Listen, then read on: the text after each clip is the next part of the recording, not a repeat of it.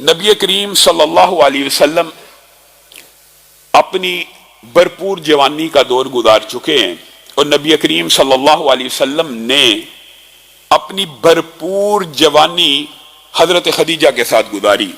50 برس کی عمر تک حضرت خدیجہ کے ساتھ رہے۔ اس کے بعد اگرچہ حضرت سودا سے نکاح ہوا، اور اس کے بعد مکہ ہی میں نبی کریم صلی اللہ علیہ وسلم کا حضرت عائشہ سے نکاح بھی ہوا، لیکن حضرت عائشہ کی عمر اس وقت 6 برس کے قریب تھی اور ابھی وہ بالغ نہیں تھی، تو نبی کریم صلی اللہ علیہ وسلم کا نکاح تو طے ہو گیا، لیکن حضرت عائشہ کی رخصتی حقیقت میں ہجرت کے بعد ہوئی، جب وہ بالغ ہو گئی اور ان کی عمر اس وقت 9 برس کے قریب تھی۔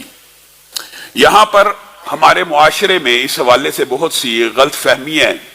ہم یہ سمجھتے ہیں کہ ہمارے ملک کے اندر اگر یہ لا بن جائے، یا یورپ سے ہم نے جو لا درآمد کیے ہیں ان میں سے ایک لا ہم یہ بھی سمجھتے ہیں کہ جب تک بچہ یا بچی 18 سال کی نہ ہو جائے ان کا نکاح نہیں ہونا چاہیے۔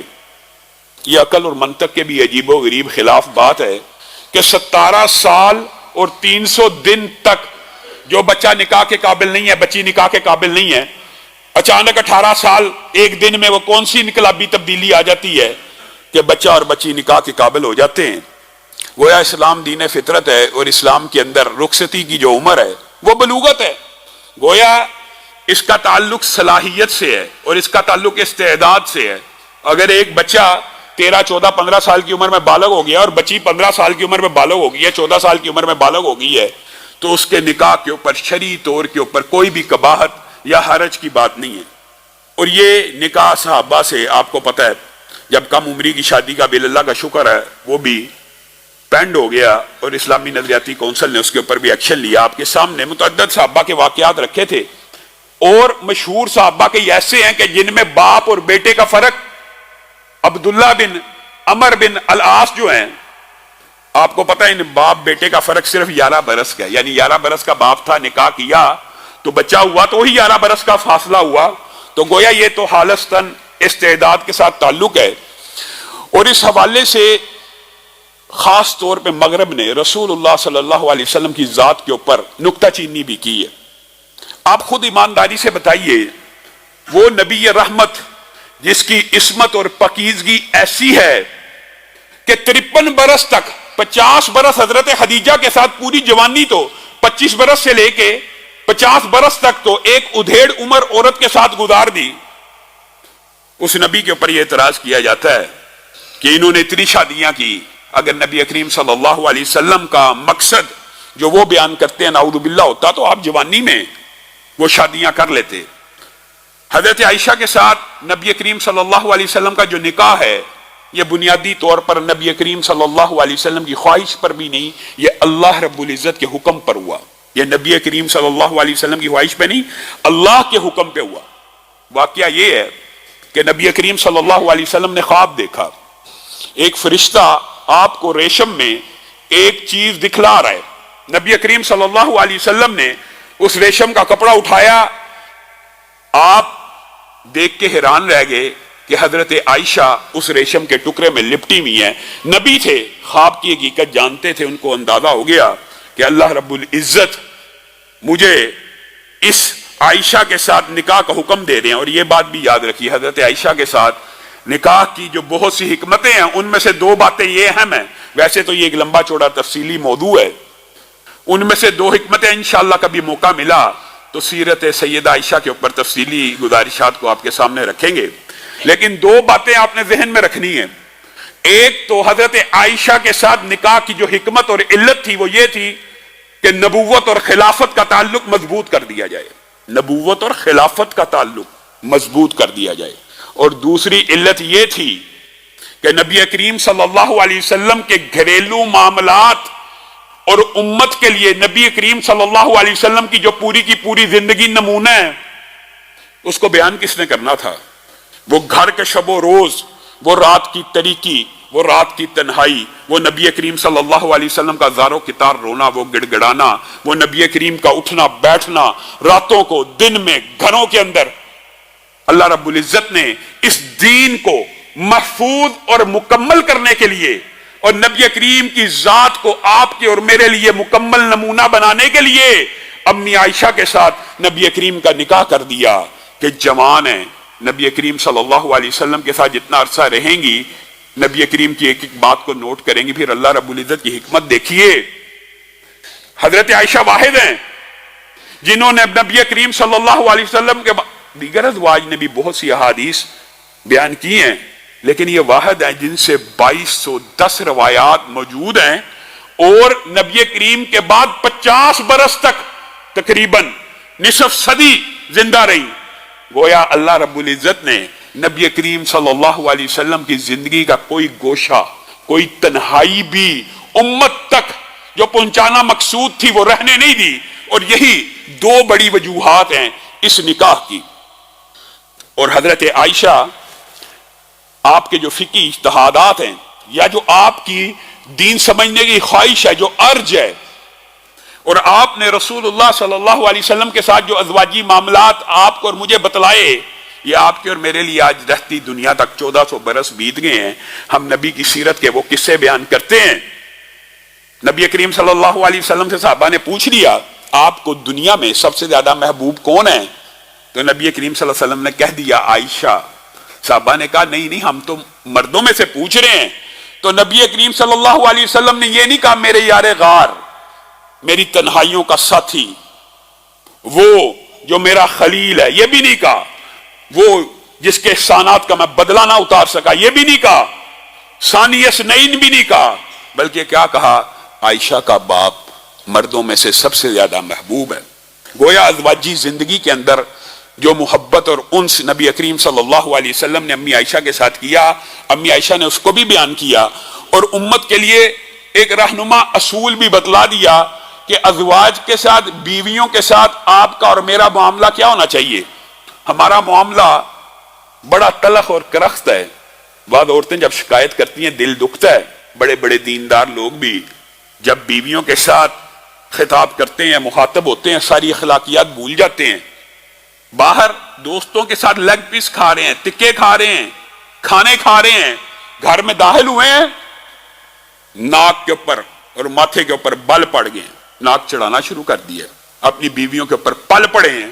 باہر تو کہکہے لگا رہا ہے. وہ گھر جو کہکہے لگانے کا مقام ہے، جس کا کہکہا لگانا، جہاں پہ ہنسنا، جہاں پہ داد رسی کرنا، یہاں پہ دل لگی کرنا، جہاں پہ منہ میں لقمہ ڈالنا، سارے کا سارا باعث اجر و ثواب ہے، وہاں تیرا غصہ چلتا ہے. باہر بھی دوستوں کے ساتھ اچھا سلوک کرنا باعث اجر و ثواب ہے، لیکن حقیقت یہ ہے خیرکم خیرکم لاہلہ، تم میں سے سب سے بہترین شخص وہ ہے جو اپنے گھر والوں کے لیے سب سے بہتر ہے. یہ کیا بات ہے؟ لوگوں کے لیے تو بڑا بہتر ہے اور گھر والوں کے لیے جلاد ہے. لوگوں کے لیے تو بڑا بہتر ہے اور گھر والوں کے لیے ایسا حاکم ہے. خیرکم خیرکم لاہلہ، تم میں سے بہترین شخص وہ ہے جو اپنے گھر والوں کے لیے سب سے بہتر ہے. اور نبی کریم صلی اللہ علیہ وسلم نے فرمایا میں اپنے گھر والوں کے لیے سب سے بہتر ہوں. اور امی عائشہ نے وہ مقامات بھی بیان کر دیے. کہا نبی کریم صلی اللہ علیہ وسلم ایسے دل کو موہ لیا کرتے تھے کہ میں کئی مرتبہ کھانا کھا رہی ہوتی تھی تو جہاں پہ کھانے کے جس حصے پہ یا گوشت کے جس ٹکڑے پہ جس مقام کے اوپر میرے دانت لگے ہوتے تھے یا پیالے میں جس مقام کے اوپر میرے لب مس ہوئے ہوتے تھے، رسول اللہ وہی گوشت کی صلی اللہ علیہ وسلم بوٹی مجھ سے لے لیتے، وہی روٹی کا ٹکڑا لے لیتے، مفہوم یہ ہے، وہی پیالہ لے لیتے اور وہی پہ دانت مبارک کو رکھتے تھے جہاں پہ میں نے دانت کو لگایا ہوتا تھا. یہ داد رسی ہے، یہ دل لگی ہے. ایک بات یاد رکھیے، بات آئی ہے ضمنی طور پہ تو کہہ رہا ہوں، پہلے بھی ایک مرتبہ آپ کے سامنے یہ بات رکھ چکا ہوں. خلاف حقیقت بات کرنے کی جن جن مقامات پہ اجازت ہے ان میں سے ایک میاں بیوی کا تعلق بھی ہے. خلاف حقیقت دو بندوں کے درمیان صلح کرانی ہو، خلاف حقیقت بات کر دینی چاہیے. یار وہ تمہارے بارے میں بڑا اچھا گمان کرتا ہے، اس نے تمہاری بڑی تعریف کی ہے، تاکہ صلح ہو جائے دو بھائیوں کے مابین. اسی طرح گھروں کو آباد کرنے کے لیے رسول اللہ صلی اللہ علیہ وسلم نے یہ اجازت دی ہے. اگر تجھے تیری بیوی حقیقت میں بھی اچھی نہیں لگتی تو تو اس کے دل کو رکھنے کے لیے یہ کہہ سکتا ہے کہ تو میرے دل کا ٹکڑا ہے، تو میرے دل میں ہے، تو میری محبوب ہے، مجھے تیری یہ عادات پسند ہے. حقیقت میں اگر ناپسند بھی ہوں تو رسول اللہ صلی اللہ علیہ وسلم نے میاں بیوی کے مابین یہ گنجائش رکھی ہے کہ آپ خلاف حقیقت بات کر کے اپنے گھر کو ताहयात चलाएं। ये घरों का चलाना इस्लामी कल्चर है, यही मशरकी रवायात हैं। यहां उस यूरोप के और मगरब की तरह ब्रेकअप्स नहीं होते।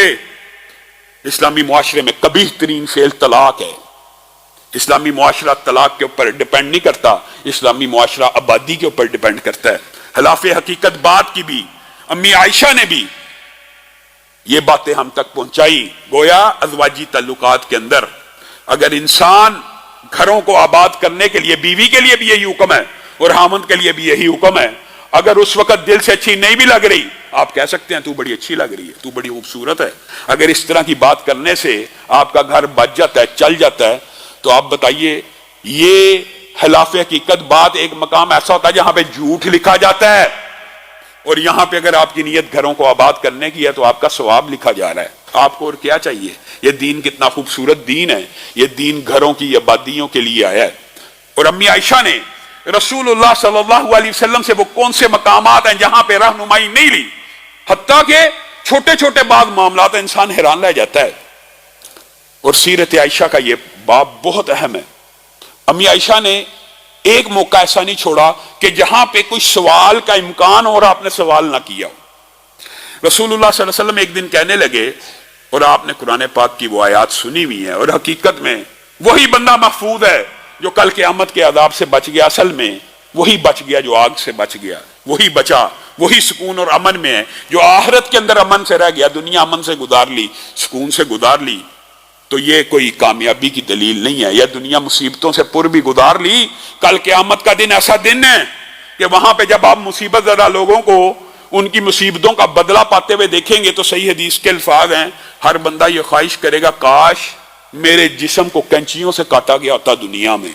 और आज दुनिया में छोटे छोटे मामला से घबरा जाते हैं, छोटी छोटी मुसीबतों से, छोटी छोटी परेशानियों से। हम ये इंसानी फितरत है, इंसान का दिल लरज़ उठता है। और उस दिन की संगीनी को कुरान पाक में किस तरह बयान किया, ये लंबा चौड़ा बाब है। यौमा तरौनहा तज़हलु कुल्लु मुर्दियतिन अम्मा अर्ज़अत व तज़अ कुल्लु ज़ाति हम्लिन हम्लहा व तरन नास सुकारा व मा हुम बिसुकारा। जिस दिन हामला औरत अगर हो तो बच्चा गिर जाए और दूध पिलाने वालियां दूध छुड़ा लें, और तुम लोगों को देखोगे नशे में फिर रहे हैं, मदहोश हैं, वो नशा नहीं है, वो अल्लाह का अज़ाब होगा। इस दिन की संगीनी के हवाले से रसूलुल्लाह सल्लल्लाहु अलैहि वसल्लम बयान भी करते थे। लेकिन एक दिन उन्होंने ऐसी बात कही कि अम्मी आयशा एकदम चौंक उठी। रसूलुल्लाह सल्लल्लाहु अलैहि वसल्लम ने फरमाया, इंसान उस दिन बगैर कपड़ों के उठेगा। अब यहां पे सवाल के पैदा होने का इम्कान था, तो अम्मी आयशा ने फौरन सवाल किया, क्या मर्द और औरत उस दिन बरहना उठाए जाएंगे? औरतें शर्म से पानी पानी हो जाएंगी, और मर्द उनकी निगाहों का क्या करेंगे? सवाल इस किस्म का है, मफहूमन आपके सामने रख रहा हूं। तो रसूलुल्लाह सल्लल्लाहु अलैहि वसल्लम ने ज़ेरे लब मुतबस्सम होते हुए अम्मी आयशा को जवाब दिया, वो दिन ऐसा नहीं है जैसे तू गुमान कर रही है। उस दिन इतनी सख्ती होगी, इतनी शिद्दत होगी कि कोई बंदा अपने नफ्स के अलावा, अपनी जान के अलावा किसी तरफ मुतवज्जे ही नहीं होगा। यानी बरहना औरत भी अगर होगी तो नजर उठा के नहीं देखेगा, और बरहना मर्द भी अगर होंगे तो औरतें उनकी तरफ मुतवज्जे नहीं हो सकेंगी। और फिर रसूलुल्लाह सल्लल्लाहु अलैहि वसल्लम ने तशरीह भी कर दी, जिस वक्त नामा अमाल का थमाया जाना होगा, जिस वक्त हशर में हिसाबो किताब का जमा होना होगा, और जिस वक्त जहन्नुम को बेड़ियों में लिए हुए आया जाएगा और जहन्नुम जोर जोर से चीख रही होगी, तकादू तमय्यज़ु मिनल गैज़, इतनी जोर जोर से चीखेगी कि कहां है मेरी खुराक, और शक्ल ऐसी बनी होगी कि जैसे एक परिंदा है और अपने दाने को उचकने के लिए तैयार बैठा है। रसूलुल्लाह ने कहा ये वो 3 मकामात हैं जहां पे दुनिया का कोई इंसान अपने अलावा किसी को नहीं सोच सकेगा, यही वो मकामात हैं। तो अम्मी आयशा ने जहां पे सवाल पैदा हुआ उसी वक्त सवाल भी कर लिया। रसूलुल्लाह सल्लल्लाहु अलैहि वसल्लम के हवाले से और आपके फिकी जो इज्तिहादात हैं वो भी कमाल हैं। इब्ने अब्बास ने एक ताबी से सुना, और इब्ने अब्बास ने यह बात कह दी कि रसूलुल्लाह सल्लल्लाहु अलैहि वसल्लम ने अल्लाह रब्बुल इज्जत का दीदार किया था। मुराद यही थी कि मेराज की रात को जब रसूलुल्लाह सल्लल्लाहु अलैहि वसल्लम सिदरतुल मुंतहा के आगे पहुंचे थे तो गोया अल्लाह रब्बुल इज्जत ने हिजाबों को उठा के अपना दीदार करवाया था। امی عائشہ تک یہ خبر پہنچ گئی، اور آپ حدیث کی ایک عالمہ بھی ہیں اور امت کی اصلاح کا فریضہ دینے والی بھی ہیں۔ کہنے لگی یہ جس نے بات کی ہے اس نے دنیا کا سب سے بڑا جھوٹ بولا ہے۔ لا تدرک الابصار، اس دنیا کے اندر کوئی آنکھ رب کا دیدار نہیں کر سکتی۔ ہاں، وجوہ یومئذ ناظرہ الی ربہا ناظرہ، کل قیامت کے دن چمکدار چہرے اپنے رب کا دیدار کریں گے۔ لیکن اس دنیا کے اندر اگر کوئی کہے گا رسول اللہ صلی اللہ علیہ وسلم نے جیتے جاگتے کھلی آنکھوں کے ساتھ جاگتے ہوئے رسول اللہ کا دیدار کیا، وہ بندہ جھوٹا ہے۔ اور یہ بات یاد رکھیے، یہی اہل سنت کا عقیدہ ہے، حقیقی عقیدہ یہی ہے کہ رسول اللہ صلی اللہ علیہ وسلم نے اللہ رب العزت کا جو دیدار کیا ہے وہ خواب میں کیا ہے۔ رسول اللہ صلی اللہ علیہ وسلم کا خواب بھی حجت ہے، دلیل ہے، لیکن خواب میں دیدار کرنا حقیقی آنکھ سے دیدار کرنے جیسا نہیں ہے۔ اس کی مثال فرق ہے، رسول اللہ صلی اللہ علیہ وسلم سے ہماری کوئی مثال نہیں، لیکن آپ کو عقیدے کی بات ہے اس لیے سمجھانا چاہتا ہوں۔ رسول اللہ صلی اللہ علیہ وسلم کو جیتے جاگتے جو شخص دیکھے اس کا درجہ کیا ہے؟ حالت ایمان میں وہ صحابی ہے۔ اور اگر میں اور آپ خواب میں دیکھیں تو کیا ہم بھی صحابی بن جائیں گے؟ نہیں بنیں گے، نہیں بنیں گے۔ گویا خواب اچھا نبوت کا حصہ تو ہوتا ہے، عام انسانوں کا بھی، مسلمانوں کا بھی۔ 46ویں حصے کی بات ہے، خواب میں بھی رسول اللہ صلی اللہ علیہ وسلم کا دیدار ہو جائے تو بندہ صحابی نہیں بنتا۔ گویا جاگتی آنکھوں کے ساتھ اور خواب میں دیکھنے کا فرق ہے۔ اور امی عائشہ نے یہی بات کہی ہے کہ اللہ کی قسم وہ شخص جھوٹا ہے جو بندہ یہ کہتا ہے کہ رسول اللہ صلی اللہ علیہ وسلم نے دیدار کیا۔ اس سے مراد امی عائشہ کا خواب کا انکار کرنا نہیں ہے، اس سے مراد یہی تھی کہ جاگتی آنکھوں کے ساتھ اگر کوئی بندہ یہ عقیدہ رکھتا ہے کہ رسول اللہ نے دیکھا ہے تو وہ غلط ہے۔ علی بتہ جس کا یہ عقیدہ ہے، جو رسول اللہ صلی اللہ علیہ وسلم نے خواب میں ہمیں بتلا دیا کہ میں نے خواب میں رب کی زیارت کی، اور جو حدیث آپ سب نے سنی ہوئی ہے وہ حدیث صحیح ہے اور وہ عقیدہ درست ہے۔ اسی طرح امی عائشہ کے ساتھ جو خانگی معاملات ہیں رسول اللہ صلی اللہ علیہ وسلم کے، ہم نے کچھ مشرقی روایات اور علاقائی روایات کے تحت بہت زیادہ آپ یہ کہہ لیں کہ آرٹیفیشل تکلف اپنے اوپر لاگو کیا ہوا ہے، جو حقیقت میں شریعت کا منشا نہیں ہے۔ میاں بیوی کا جو تعلق ہے اس کے اندر دوستی بھی ہے، اس کے اندر پیار محبت اور الفت بھی ہے، اور اس کے اندر ایک دوسرے کے ساتھ دل لگی بھی ہے۔ اور ہم یہ سمجھتے ہیں شاید دوستوں کے سامنے یا باہر اگر کوئی شخص یہ کہہ دے کہ مجھے میری بیوی کائنات میں سب سے اچھی لگتی ہے تو ہم فٹ اس کے اوپر یہ طنز کر دیتے ہیں، یار یہ تو بڑا رن مرید ہے اور یہ تو اپنی بیوی کے نیچے لگا ہوا ہے۔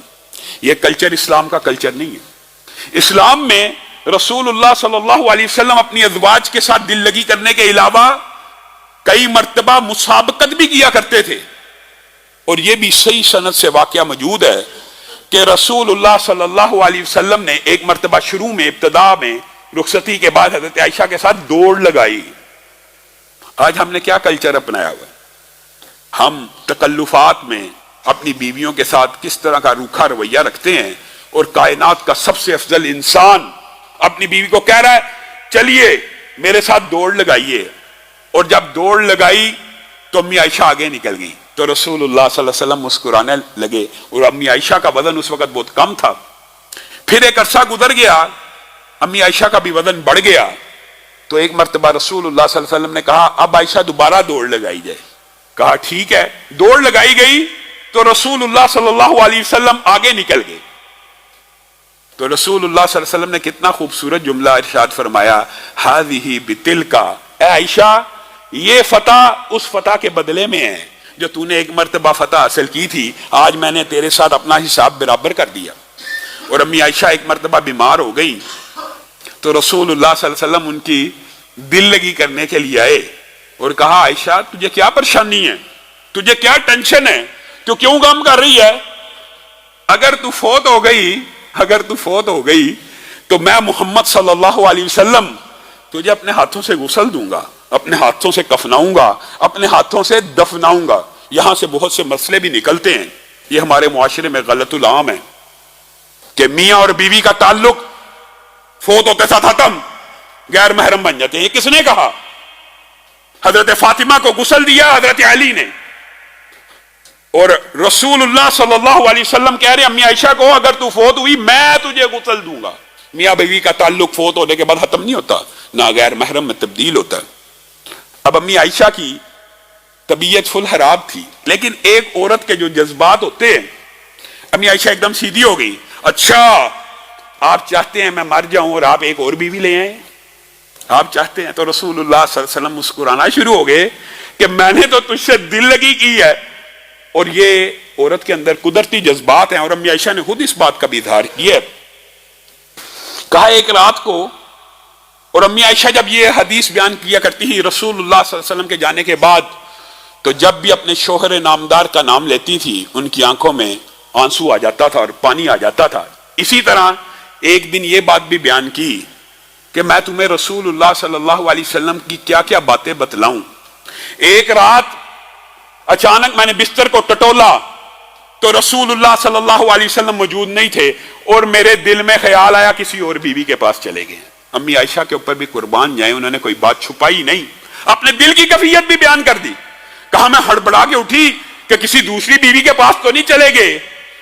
کیا دیکھا اللہ کے رسول جن کی اگلی پچھلی خطائیں معاف ہیں. میرے بھائیو غور کرو, وہ نبی جس کو اللہ تعالیٰ کہہ رہا اگلی پچھلی معاف کر دی ہیں اور خطا سے معصوم ہے, ہر عمل کے اوپر اللہ کا چیک اینڈ بیلنس موجود ہے, وہ نبی رات کی تاریکی میں اللہ رب العزت کے سامنے گڑ گڑا رہا ہے. اور امی عائشہ بیان کرتی ہیں سینے سے ہانڈی کی طرح کی آواز آ رہی ہے, اور میں نے اپنے دل کو ملامت کی, تو کیا سوچ رہی تھی اور تیرا شوہر کس عالم میں اللہ رب العزت